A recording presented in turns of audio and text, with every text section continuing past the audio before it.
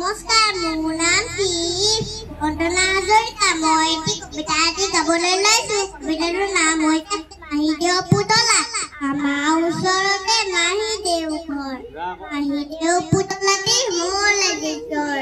জ্বৰ জ্বৰ পানী লগা জ্বৰ আচ্ছু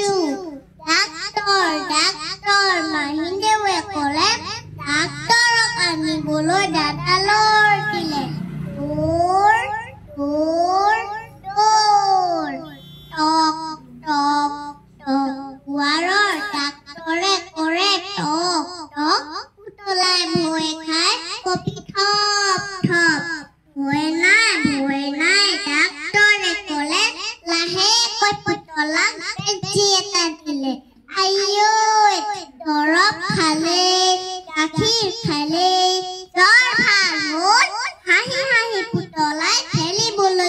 ধন্যবাদ।